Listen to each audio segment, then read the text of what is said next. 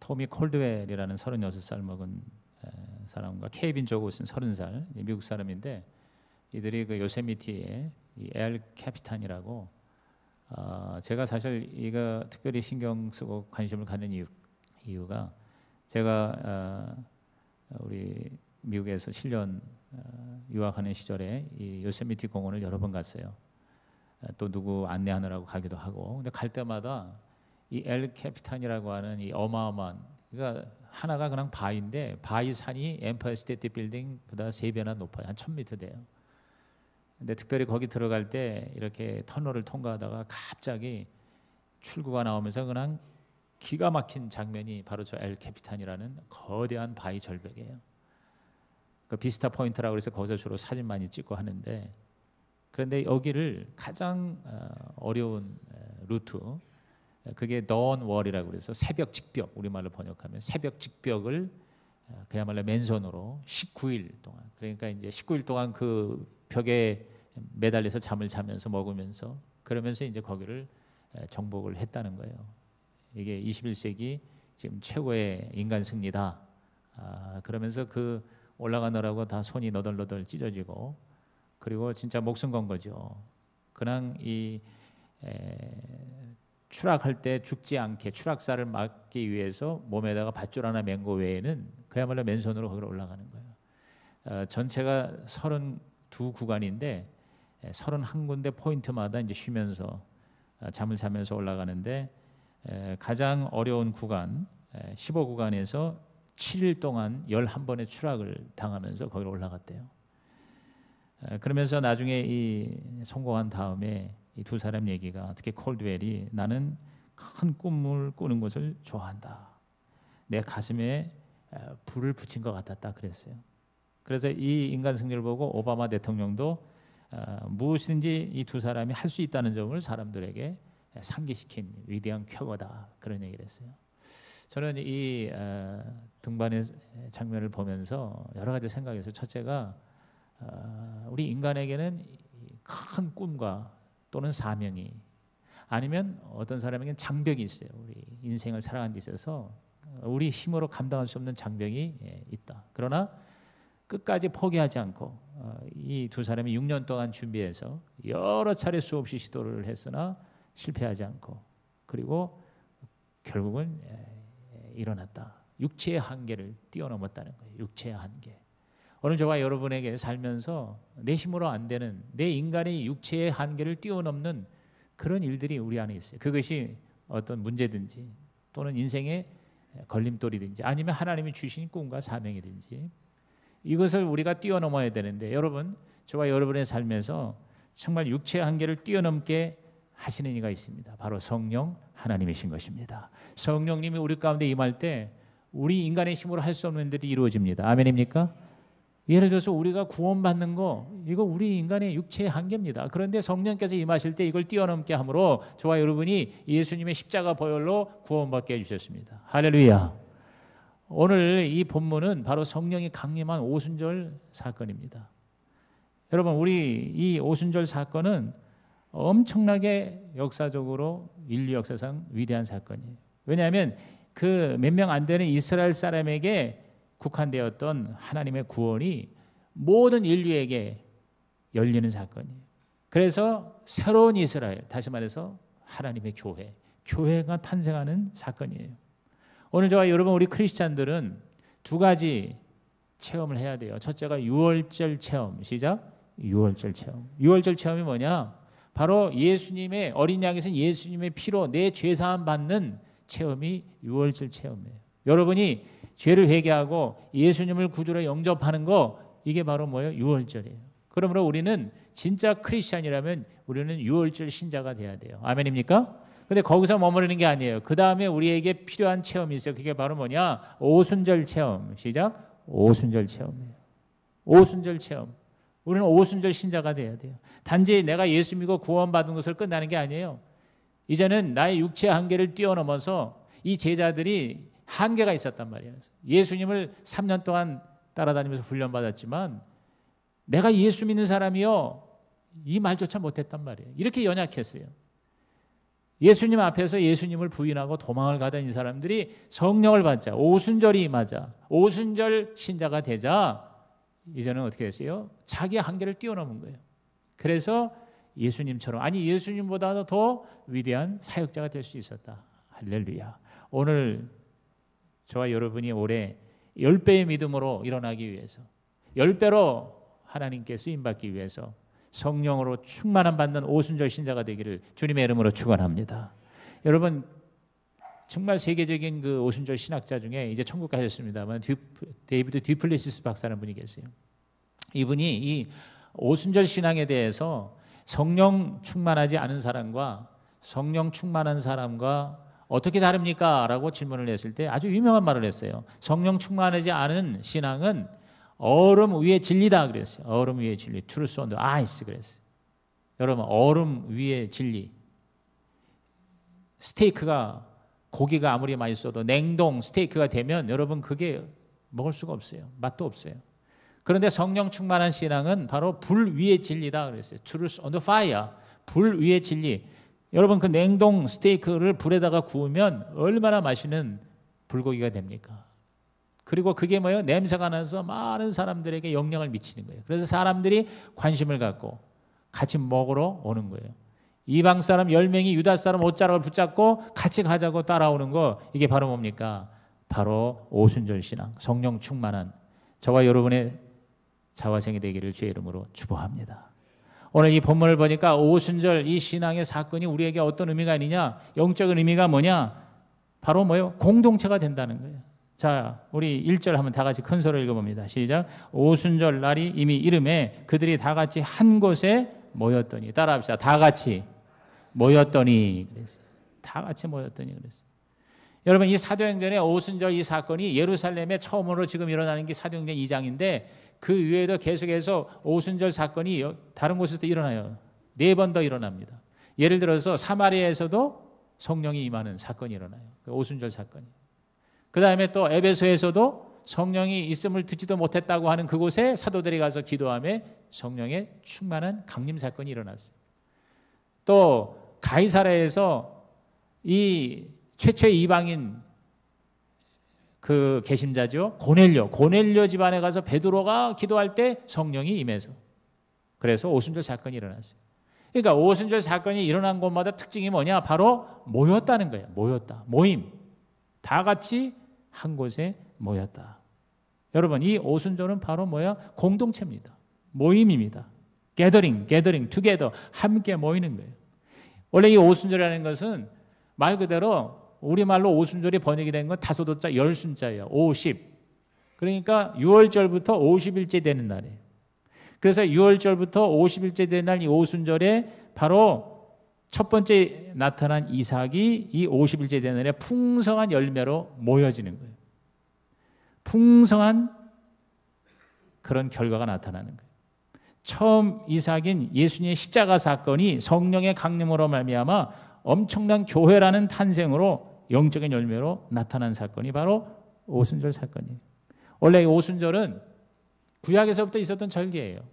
여호와께서 이스라엘 백성에게 3가지 절기는 모든 남자들은 반드시 지켜야 된다 이렇게 말씀했어요. 그래서 오순절은 77절이라고도 해요. 77에서 49해서 50일째 되는 거예요. 또 맥추절이라고도 해요. 맥추절이라는 것은 The Feast of Harvest라고 해서 말 그대로 수확을 하는 거예요. 추수를 하는 것이 맥추절이에요. 우리로 말하면 추수감사절이에요. 그러니까 이게 5월 달인데 우리는 가을에 추수하지만 이게 이른 봄의 절기로 말미암아 팔레스타인 땅에서는 5월 달에도 수확이 거둬들여지는 거거든요. 그래서 민수기 28장 26절에 보면 우리 다 같이 읽어봅니다. 77절 처음 익은 열매를 드리는 날에 너희가 여호와께 새 소제를 드릴 때에도 성회로 모일 것이요 아무 일도 하지 말 것이며 그랬어요. 자, 처음 익은 열매를 하나님께 드리는 이 수확의 절기에 성회로 모일 것이요 그랬어요. 모여라는 거예요. 이 절기의 제사장은 이 수확을 기념하고 감사하기 위해서 그 처음 난 그 열매들을 빻아가지고 그걸로 빵을 만들어, 큰 빵을 만들어, 이만한 빵을 만들어가지고 그걸 하나님께 여호와께 번제로 올리면서 하나님 앞에 감사하는 거예요. 다시 말해서 오순절은 6월절의 작은 이삭, 이 예수 그리스도, 예수님이 하나의 미랄이 됐잖아요. 예수님 한 분이 우리를 위해서 죽어졌어요. 근데 이것이 뭐예요? 오순절 날 성령의 강림으로 말미암아 큰 빵이 되었다 그 말이에요. 저와 여러분이 바로 예수님의 씨앗에 나타난 열매로 큰 빵이 되었다. 할렐루야. 성령 받으면 작은 이삭이 큰 빵이 될 줄로 믿습니다. 우리의 작은 믿음이 성령 충만함으로 말미암아 어마어마한 공동체가 되고 열매가 되고 빵이 되고 그리고 결실이 되기를 주님의 이름으로 축원합니다. 이때 전 세계에 흩어진 유대인들이 6월달에 예루살렘에 모이면 오순절까지 한 2달간을 기다리면서 하나님 앞에 절기를 지켜요. 그 예루살렘에 사는 사람보다도 오히려 흩어져서 사는 이른바 디아스포라 교포들, 그들이 더 많이 모여요. 그래서 이 오순절날에 최대 50만 명 이상이 이 예루살렘에 모여서 하나님의 절기를 지키는 거예요. 그래서 신명기 16장 16절 보십시오. 너희 가운데 모든 남자는 1년에 3번 곧 무교절과 칠칠절과 초막절. 자, 무교절은 6월절이고 칠칠절은 오순절이고 그리고 초막절에 내 하나님 여호와께서 택하신 곳에서, 택하신 곳은 바로 뭐냐? 바로 성막, 교회예요. 교회에서 여호와를 배웁되 예배드리되 빈손으로 여호와를 배웁지 말아라. 그래서 이 명령을 따라 모든 유대인들이 다 이 절기 때 모이는 거예요. 그래서 오늘 본문 사도행전 2장 5절에 보니까 그때의 경건한 유대인들이 천하 각국으로부터 와서, 그러니까 다 흩어져 살던 유대인들이 절기를 지키기 위해서 예루살렘에 머물러 있었어요. 그런데 그 모인 사람들이 어디서 들어왔느냐 자세하게 또 설명합니다. 자, 9절에서 10절 보십시오. 우리는 바데인, 메데인, 엘라멘, 메소포타미아, 유다, 갑바도기아, 본도 아시아, 부르기아, 밤빌레, 애굽 및 구레네 가까운 리비아 여러 지방에 사는 사람들과 심지어는 그 당시에 가장 끝이라고 하는 로마로부터 온 나그네고 유대인과 유대인에 들어온 사람들 했어요. 이 다 모인 사람이 50만 명이나 되는 거예요. 그런데 그때 진짜 예수를 만난 사람, 예수님의 이삭이 된 사람들 딱 120명. 성령을 기다리라 하는 이 예수님의 약속을 믿고 순종하고 기다리고 열흘 동안 기도하던 이 120문도야말로 진정한 오순절의 주인공이에요. 50만 명 중에 저야말로 0.01%도 안 돼요. 여러분, 구원은요 개인적으로 우리 예수 믿고 구원 받아요. 그러나 성령 충만한 오순절은 개인적으로가 아니라 바로 모일 때요. 이 120분들처럼 함께 모일 때, 오순절에 50만 명이 다 모인 그 자리에서 특별히 예수님의 약속을 믿고 모인 그 공동체, 이 공동체에 바로 뭐예요? 성령이 임했고, 성령이 임한 그 자리가 바로 뭐예요? 예수님의 열매인 교회, 바로 저와 여러분인 줄로 믿는 것입니다. 이 다락방 자체가 바로 교회가 된 거예요. 비록 소수일지라도 공동체, 예수 이름으로 모이는 공동체, 성령이 강림하면 그것이 바로 교회가 되는 줄로 믿는 것입니다. 그래서 예수님께서 마태복음에 뭐라고 했습니까? 너희가 두세 사람이 내 이름으로 모인 곳에는 나도 너희와 함께하리라. 할렐루야. 예수님이 함께한다는 게 어떻게 가능해요? 그게 바로 성령이에요. 지금 시간과 공간을 초월해서 예수를 믿는 자들이 예수 이름으로 모이면 거기에 예수님이 함께 거하시는데 바로 성령이 강림함으로 성령님을 통해서 주님이 우리와 함께 임마누엘하고 임재해 주시는 것입니다. 그러므로 오늘 저와 여러분이 진짜 오순절 신자가 되길 원합니까? 그렇다면 여러분은 공동체가 되기를 바랍니다. 여러분은 모이기를 바랍니다. 여러분은 가족이 되기를 바랍니다. 여러분, 육신의 가족은 닫힌 가족입니다. 혈통이 아닌 사람은 내 가족이 될 수 없습니다. 그러나 영적인 가족은 열린 가족이에요. 오픈 패밀리예요. 누구나 다 예수를 그리스도로 영접하고 주의 이름을 부르는 자가 다 모이면 그곳에 성령이 임하시고, 성령이 임하는 그곳이 바로 하나님의 새 백성 이스라엘 교회가 되는 것입니다. 오늘 여러분이 바로 그러한 오순절 신자가 되기를 주의 이름으로 축원합니다. 그러면 여러분 모여야 돼요. 여러분, 예수님께서 최후에 만찬하시고 마지막으로 제자들을 위한 기도, 이게 오늘 우리 교회를 위한 기도예요. 그 요한복음 17장입니다. 요한복음 17장에서 예수님께서 장문의 기도를 하세요. 근데 그 기도의 핵심이 결국 두 가지예요. 첫째가 뭐냐? 거룩하게 하옵소서. 시작. 거룩하게 하옵소서. 거룩과 순결이에요. 우리 교회는 거룩해야 돼요. 성령은 거룩한 곳에 임하시는 것이에요. 거룩하지 않은 곳에 성령이 임하지 않습니다. 그러니까 세상에 성령이 임재할 수가 없어요. 예수의 이름으로 모인 거룩한 백성에 성령이 임하시는 것입니다. 그러므로 우리는 행복, 축복, 성공 이거보다 더 먼저 여러분이 우선순위를 둬야 될 게 바로 거룩인 것이에요. 거룩이 넘버원이 되시기를 바랍니다. 거룩과 순결로 하나님과의 관계가 회복이 돼야 돼요. 그 다음에 예수님께서 또 계속 요한복음 17장에서 기도하신 건 뭐냐? 하나 되게 하옵소서. 시작. 하나 되게 하옵소서. 공동체는 뭐냐? 첫째는 하나님의 거룩이 있어야 되고 그 다음에 연합과 일치, 하나가 돼야 돼. 모두 다 하나가 돼야 돼. 서로 미워하고 싸우고 서로 분리가 되는 게 아니라 하나가 되는 공동체. 그래서 우리가 말하는 이 오순절 공동체는 뭐냐? 교회는 뭐냐? 거룩과 순결 그리고 연합과 일치예요. 하나님과의 관계에서 거룩하고 수평적인 관계에서 하나 되는 거예요. 오늘 저와 여러분이 진짜 성령 충만한 신자가 되기 원합니까? 모이시기 바랍니다. 여러분, 이 예배와 기도회와 교회에서 모이는 거를 소홀히 하다 보면 성령님이 떠나세요.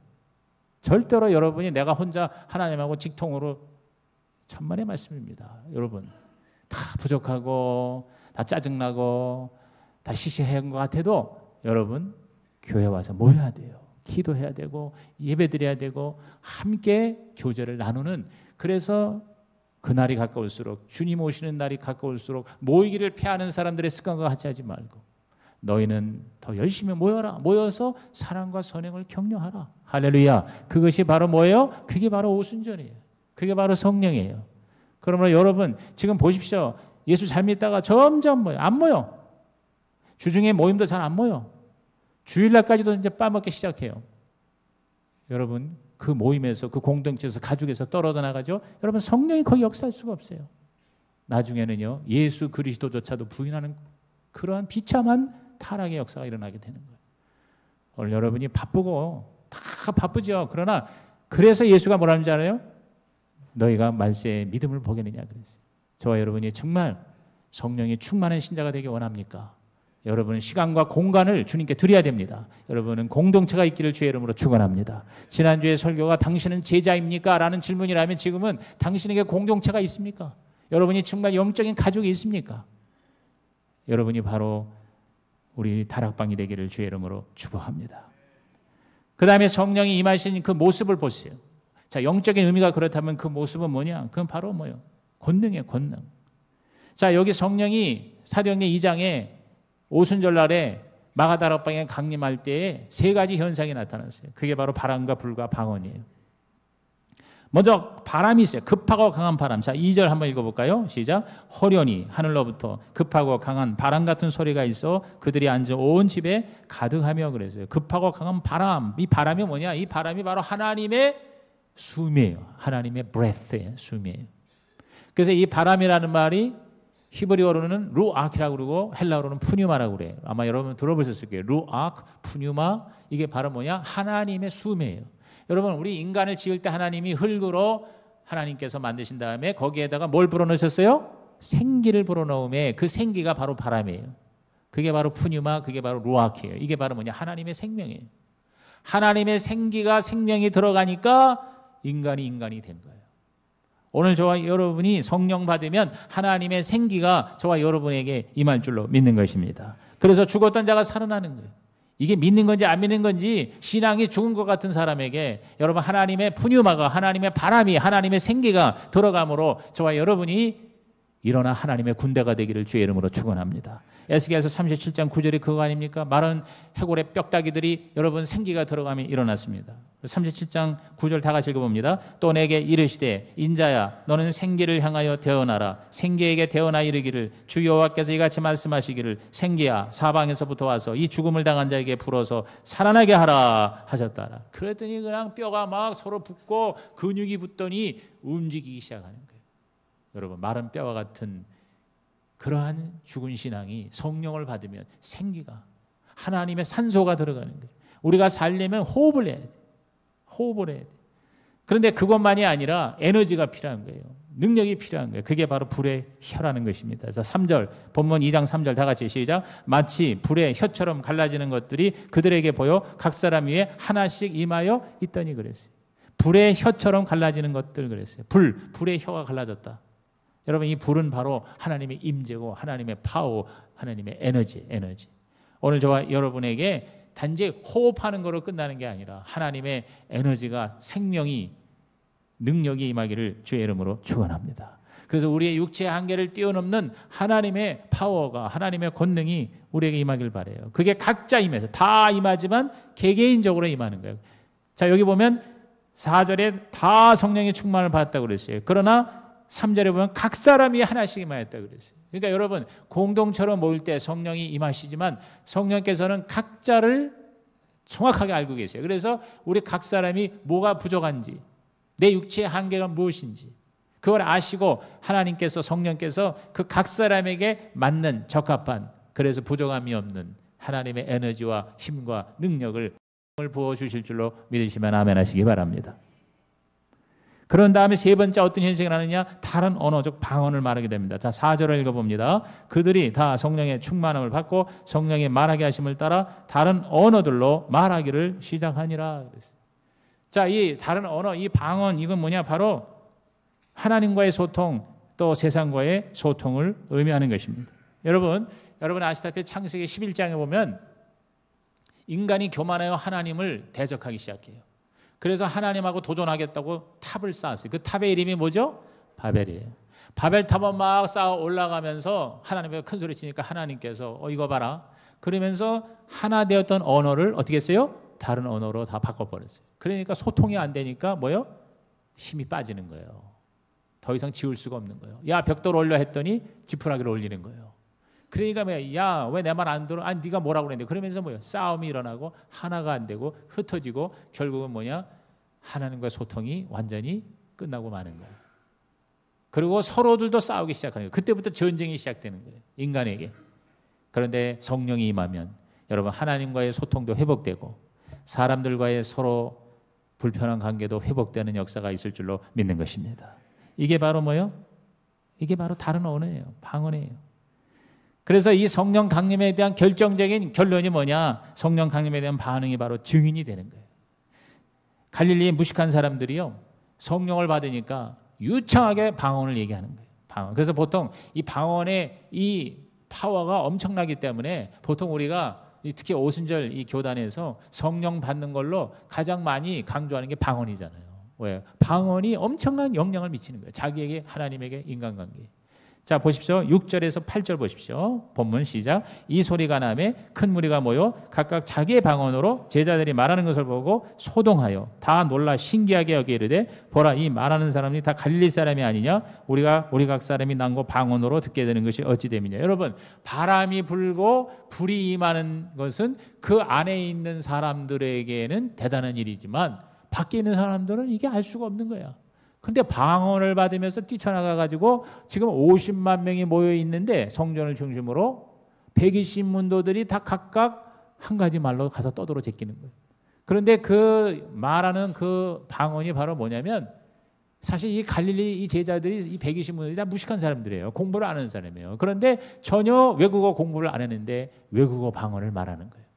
그러니까 우리가 보통 성령 와서 방언한다 그러면 하늘의 언어를 말하는 방언, 이게 대신 방언이라고 그래요. 이게 기도 방언인데 이게 이제 고린도에 나오는 방언이 바로 막 라라라 따따따 하면서 무슨 말인지 모르는 방언을 하게 되잖아요. 이게 바로 고린도에 있는 방언이에요. 근데 이 사도행전에 여기서 말하는 다른 방언은 뭐냐면 외국어 방언이에요. 외국어 방언. 그러니까 다른 지역에 살던 유대인들이 자기 그 지역에 유대 말도 하지만은 교포로 살면서 그 나라 말을 유창하게 알 거 아니에요. 근데 와서 보니까 그 자기 쓰는 말로 이 제자들이, 무식한 제자들이 성령을 받더니 근황 유창하게 막 얘기를 해대는 거예요. 그러니까 뭐요? 소동이 일어났다 그랬어요. 깜짝 놀랐어요.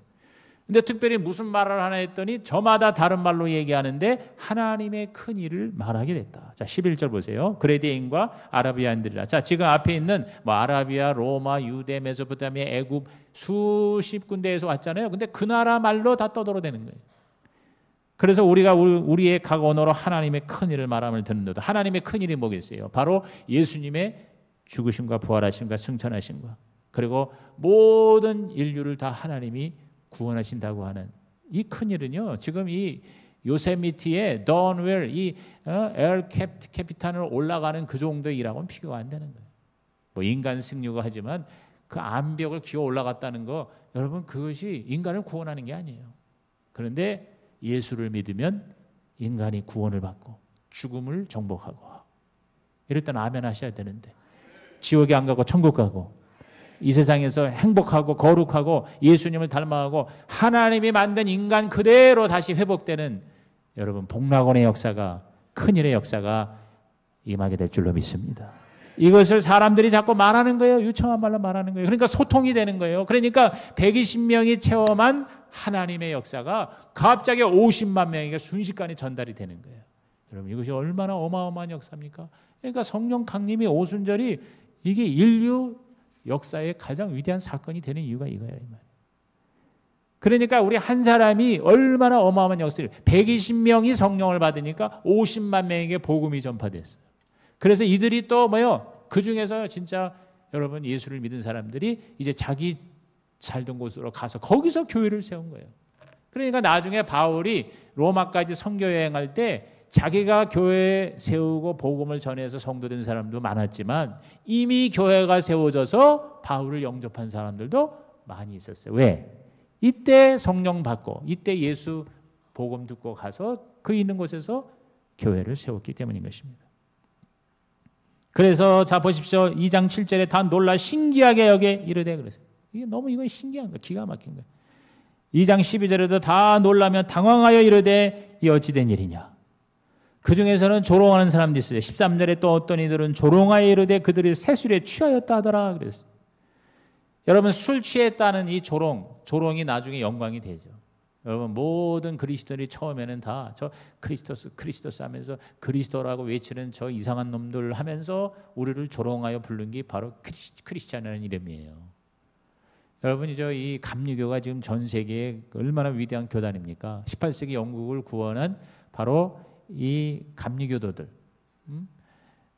이 감리교도들이 웨슬레의 이 형제들이 모이면 정확하게 규칙적으로 6시에 모여서 9시까지 말씀 읽고 연구하고 기도하고 그리고는 또 다시 집에 가고 매일매일 규칙적으로 모여서 하나님을 연구하고 하나님을 예배하는 저 이상한 놈들.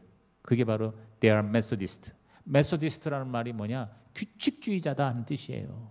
그게 감리교예요. 감리교. 우리말로 한자가 어렵게 번역이 되는데 규칙적인 이상한 친구들. 조롱하는 말이었었어요. 여러분 우리 이 오순절 이 성령운동하는 교단도 처음에는요 얼마나 조롱을 많이 받았는지 몰라요. 저 떠들고 시끄러운 울고 불고 이상한 말하고 그리고 막 미쳐가지고 막 그냥 깔깔거리고 웃는 저 홀리 레프터들, 저 이상한 친구들. They are Pentecostals. 이게 뭐예요? 조롱하는 말이었어요. 근데 여러분 조롱이 사실은 진리요 성령이요 하나님의 기적인 줄로 믿는 것입니다. 영광이 된 거예요. 그러면서 술 취했다고 그랬어요. 여러분 이것도요 우리를 조롱하는 말이지만 영적으로는 맞는 말이에요. 성령은 바로 뭐예요? 영적인 새술이에요.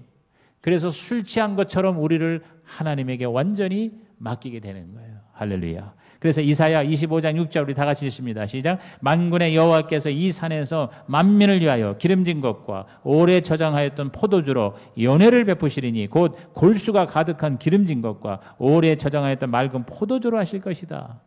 따라합시다. 만민을 위하여.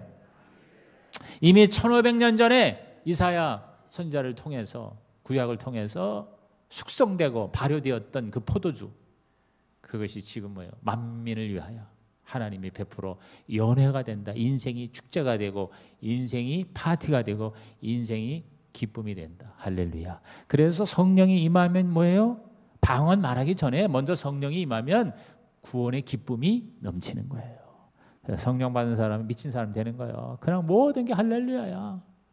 성령 받던 그 순간 저도 1976년 7월 23일 날 11시에 오산리에서 성령 받을 때 여러분 오산리에서 버스 타고 오는데 모든 전봇대가 나를 향해서 헬로 헬로 웃는 거예요. 그 나뭇잎들이 막 나를 향해서 춤을 추는 거예요. 이상해. 아무 이유가 없어. 조건이 없어. 그런데 내 마음에 하나님의 기쁨이 샘솟듯 하는 그게 바로 오순절인 것입니다. 오늘 여러분이 바로 그 오순절이 되기를 주님의 이름으로 축원합니다. 증인이 된다. 다른 방언으로 말하는 게 증인. 증인이라는 거는 나가서 전도하는 것도 증인이죠. 그건 당연한 거지만 그 이상입니다. 그게 뭡니까? 여러분의 삶이 달라진다는 거예요. 여러분이 옛날하고 달라진다는 거예요. 그래서 가정에서 달라져요. 아버지가 달라졌네. 엄마가 달라졌네. 직장에서 달라지는 거예요. 더 열심히 종업원은 일하고 또 업주는 종업원을 더 잘해주고 정직하게 세금을 내고 제품도 진실된 제품을 만들고 그리고 정말 사랑하는 마음으로 일터에서 일을 하고, 그래서 세상이 하나님의 나라가 되는 거, 그게 바로 증인이에요. 그게 일터 사도예요. 오늘 저와 여러분이 오순절 신자, 성령 충만한 신자가 돼요. 이러한 사람들이 깜짝 놀라고, 사람들이 여러분을 보고 신기하게 여기고, 아니 조롱하기까지 하는, 그래서 저와 여러분이 하나님의 영광이 되고 예수의 증인이 되시기를 주님의 이름으로 축복합니다. 기도하겠습니다. 하나님 아버지, 오늘 이 말씀 들은 성도들마다 바로 오순절 신자가 되게 하여 주시옵소서. 예수님의 증인이 되게 하여 주시고 하나님의 옷자락이 되게 하여 주시옵소서. 예수님의 이름으로 축복하며 기도하옵나이다.